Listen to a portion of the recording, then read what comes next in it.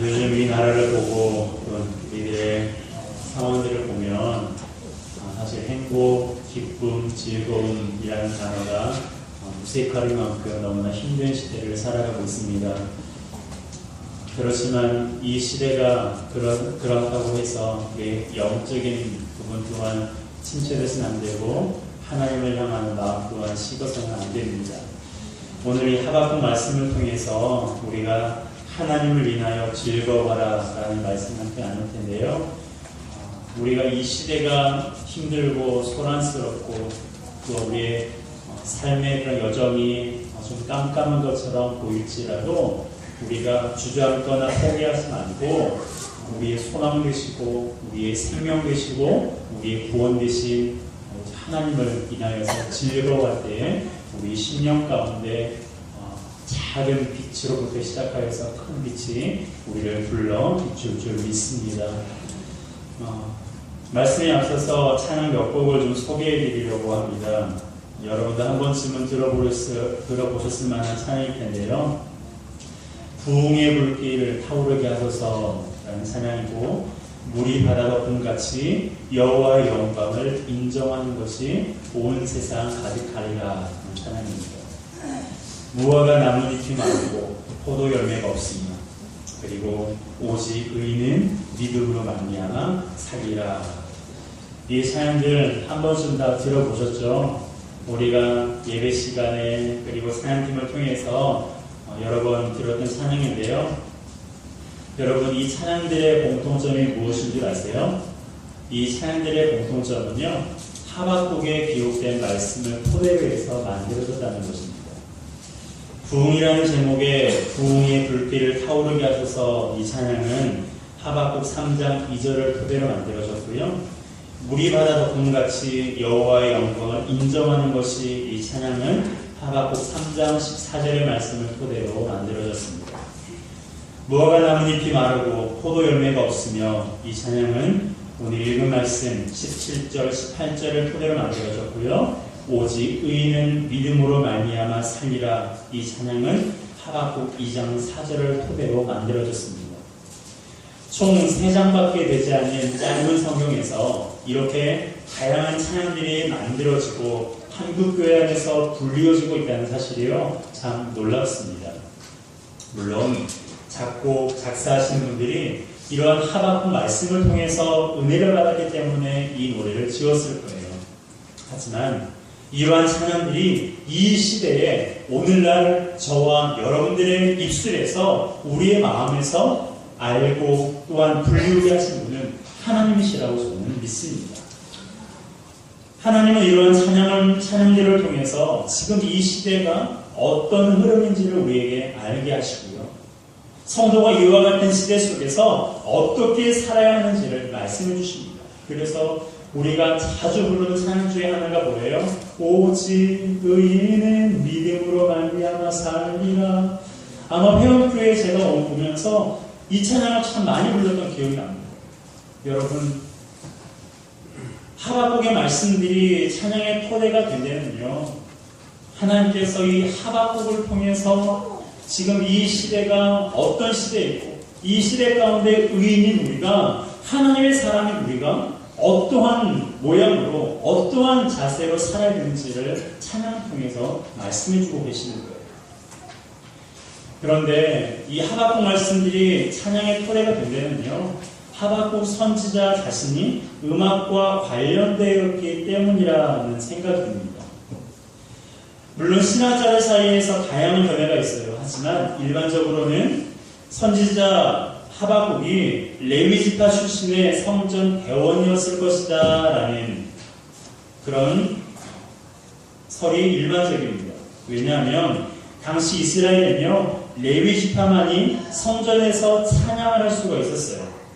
오늘날처럼 그냥 모든 사람들이 다 하나님 찬양하는 것이 아니라 그곳에 구별된 레위인만이, 그리고 레위인 중에서도 찬양을 맡은 자만이 하나님께 찬양을 할 수가 있었던 것입니다.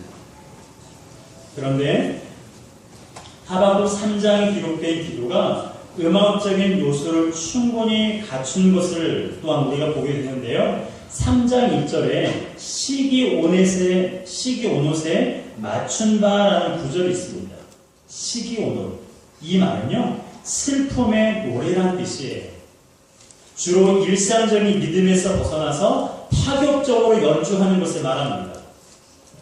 이걸 보면 하박국 선지자가 음악과 매우 관련이 있는 사람이다 라는 추측을 할 수가 있고요. 그로 인하여서 이 하박국에 나와 있는 다양한 그런 구절구절이 이 시대에 우리의 입술과 마음으로부터 불리워지고 있다고 저는 생각합니다. 그런데 하박국 3장을 한번 읽어보시면요, 슬픔의 노래와는 시기온옷과는 조금 분위기가 다릅니다. 왜냐하면 이 하박국 3장에는요, 하나님의 성품, 하나님의 능력, 하나님의 목적, 믿음의 축복에 대한 찬양으로 가득 기록되어 있어요. 그런데 이것이 시기온옷, 슬픔의 노래인 시기온옷에 맞추어져 있다는 것입니다. 그 이유가 있어요. 그것을 알기 위해서는 시대적인 상황을 알 필요가 있는데요. 하박국이 기록된 시기에는 유다 왕국이 국내외적으로 굉장히 큰 위기를 맞고 있었습니다. 역사적으로 보면 바벨론은 BC 612년에 아수르를 멸망시키고 BC 605년에 애국을 격파해서 신흥 강대국으로 급부상했습니다. 이때 남유다는 요시야 왕이 무기토에서 싸우다가 전사했고요. 그리고 이어서 세워지는 그 왕들은 이스라엘 자체에서 세워진 것이 아니라 바벨론 왕이 임명해서 세워진 왕들이었습니다. 뿐만 아니라 유다 왕으로부터 백성이 이르기까지 종교적, 도덕적으로 타락해서 하나님 보시기에 악을 행하는 상황이었어요. 바로 이러한 시기에 하박국 선지자가 하나님의 말씀을 예언하는 것입니다. 이처럼 하박국 선지자는 유다가 물질적으로는 번성했지만 영적으로는 점점 쇠퇴하는 절망의 그림자가 드리워진 암울한 시대 가운데 이 예언의 말씀을 하고 있는 것입니다. 그런데 하박국 선지자가 의문이 생겼습니다. 이 암울한, 이 종교적으로 타락한, 그리고 도덕적으로 타락한 이 시대 가운데 왜 하나님은 가만히 계시냐는 거예요.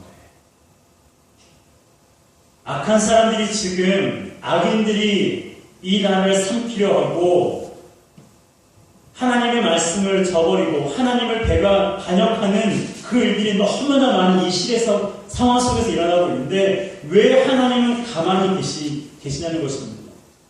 왜 벌하시지 않느냐고 말하고 있는데요. 첫 번째 질문은 바로 그렇게 질문한 것입니다. 우리 하박국 1장 3절입니다. 함께 읽겠습니다. 어찌하여 나로 가난을 보게 하시며 태역을 못 구하게 하시나이까. 대저 덕탈과 강포가 내 앞에 있고 변론과 분쟁이 일어났나이다. 아멘. 이 질문을 오해하게 되면 하박국이 반정부주의자나 비애국자로 비춰질 그런 소지가 있습니다. 하지만 사실 하박국은요, 그런 의미로 해서 이렇게 하나님께 질문한 것이 아니에요. 왜냐하면 그의 질문의 근본적인 의도는요, 불의가 온 사회에 판치는 것에 대해서 의인들이 고통을 당하고 있었기 때문에 그래요.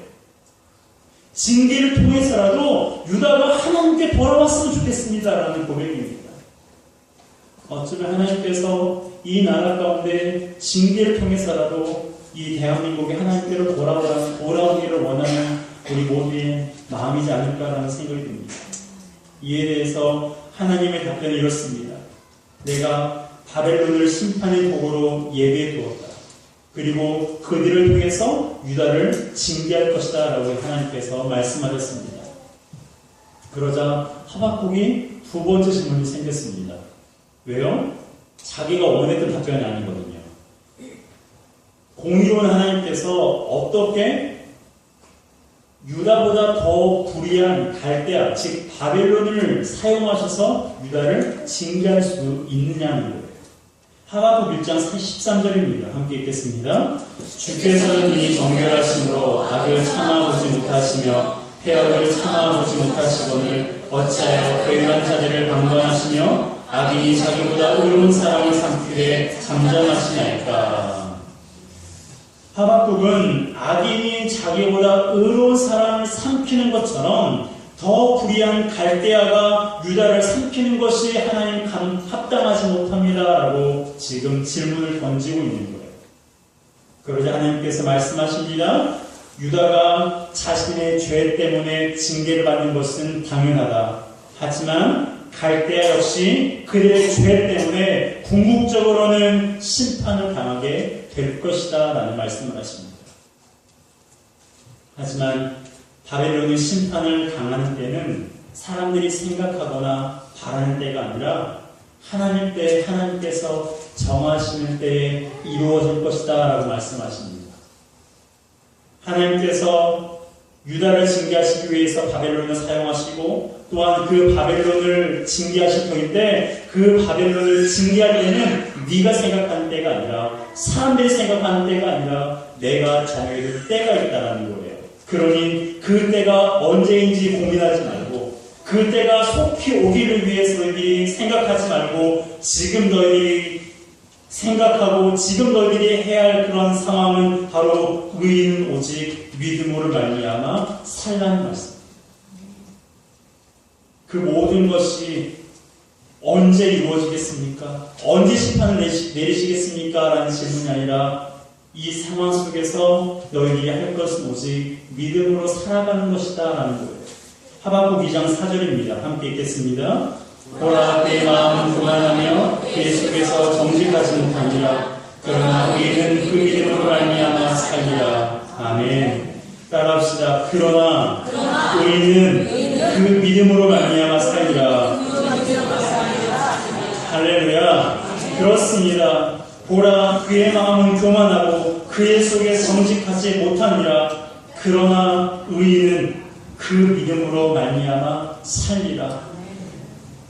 하나님께서 언제 바벨론을 심판하실 것인지, 하나님께서 언제 그 교만한 바벨론을 징계하시고 심판을 하실 것인지 그것은 너희들이 알 바가 아니라 너희들이 오직 취할 행동은 지금 그 상황 속에서 믿음으로 살아가는 것이다 라고 말씀합니다. 여러분, 하나님은 어떤 분이십니까? 공의와 자비의 하나님이세요. 의인이 범죄할 때 악인을 들어 의인을 징계하시되 후에는 악인은 아주 멸하시고 의인은 회복하시는 분이 우리 하나님 아버지십니다. 그러므로 의인인 우리 성도는요, 하나님께 불평하거나 원망하는 것이 아니라 언제나 선한 길로 인도하시는 주님을 믿는 믿음으로 내가 살겠습니다 라는 고백을 할 뿐입니다. 많은 사람들은 이해할 수 없는 어떤 일을 만나면 둘 중에 하나예요. 자신을 탓하는지 아니면 남을 탓합니다. 그러나 하나님의 사람인 우리는 어떻게 살아야 된다고요? 믿음으로 살아야 됩니다.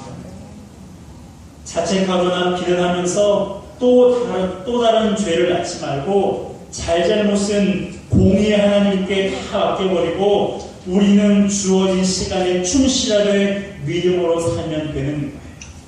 기억합시다. 오직 의인은 믿음으로 말미암아 사는 것입니다. 오직 믿음으로만 사는 거예요. 이것을 반대로 말하면 의인은 믿음이 아니면 살 수 없다는 것입니다. 믿음만이 우리가 살 방법이에요. 믿음만이 우리가 세상을 이길 능력입니다. 믿음만이 인생의 문제를 견딜 수 있는 유일한 통로임을 기억하시기 바랍니다. 공의의 하나님, 자비의 하나님을 믿는 믿음으로 하루하루 감사하며 승리하는 저와 여러분 되시기를 주님의 이름으로 축복합니다. 하나님의 친절한 답변으로 마음에 위안되었습니다. 그러자 하박국 선지자는 3장에서 하나님의 성품과 능력과 그분의 목적에 대해서 찬송시를 기록하면서 16절에서 19절에서 믿음의 축복에 대한 찬송시로 결론을 맺는 것을 보게 됩니다. 하박국은 이제 불의와 비극적인 삶의 모순들을 다른 관점에서 보았습니다. 그는 하박국 1장 2절에서는 어느 때까지입니까? 라고 하나님께 타곤타면했지만 3장 16절에 이르러서는 내가 기다리겠습니다 라고 응답합니다. 이것은 하나님을 확신하는 데에서 오는 거예요. 지금 현실적으로는 도저히 언제 바벨론이 심판을 받은지, 언제 하나님께서 이 나라를 회복시키실지 알지 못하지만, 보이지 않지만 하나님께서 말씀하셨으니 내가 기다리겠습니다 라는 믿음의 확신을 고백하는 것입니다. 그 확신은 곧 하나님으로 인한 즐거움으로 승화되는데요. 우리 17절, 18절입니다. 함께 읽겠습니다. 비록 무화과가 무성하지 못하며 포도나무에 열매가 없으며 감람나무에 소출이 없으며 식물이 없으며 우리의 양이 없으며 외양간에 소가 없을지라도 나는 여호와를 인하여 즐거워하며 나의 구원의 하나님을 인하여 기뻐하리로다. 아멘. 나의 구원의 하나님을 인하여 기뻐하리로다. 이것이 하박국 선지자의 마지막 고백입니다. 과실과 식물, 가축이 없습니다. 이것은 바벨론의 침공으로 인해서 먹을 것이 하나도 남지 않게 된다는 것을 말하는 거예요. 전쟁으로 인하여서 폐허가 된다는 것을 의미합니다. 그럼에도 불구하고 하박국은 어떻게 고백합니까? 이전과 다르게 내가 하나님을 인하여 즐거워하며 구원의 하나님을 인하여서 기뻐합니다 라고 고백하고 있습니다. 상황은 전혀 즐거움이 있는 상황이 아니에요. 하지만 하박국은 즐거워하고 기뻐한다고 고백하고 있습니다. 왜요? 그가 이렇게 고백할 수 있는 이유가 무엇입니까? 하나님 때문이에요. 하나님 때문입니다. 구원의 하나님, 그리고 19절에서 고백하고 있는 힘이신 하나님 때문에 그가 즐거워하고 기뻐할 수가 있는 것입니다. 특별히 나의 발을 사슴과 같게 하사 높은 곳에 다니게 하신다라는 말씀이 있는데요. 이것은 하나님께서 선지자가 발을 사슴과 같게 해서 위험한 처지에서도 신속하게 이동할 수 있도록, 신속하게 피할 수 있게 하신다라는 뜻입니다. 더 나아가 힘이신 하나님으로 인하여서 그도 높은 곳에 다닐 수 있게 되었다라고 고백하고 있는 것입니다. 회복의 하나님을 찬양하는 거예요. 구원의 하나님을 찬양하고 있는 것입니다. 성도 여러분, 여러분이 지금 어떤 상황 가운데 머물고 계십니까? 그 상황이 도저히 이해가 되지 않아서 괴로운 가운데 계시진 않나요? 그 상황에 빠져 기도하지도 말씀을 보지도 못하고 계시지는 않습니까?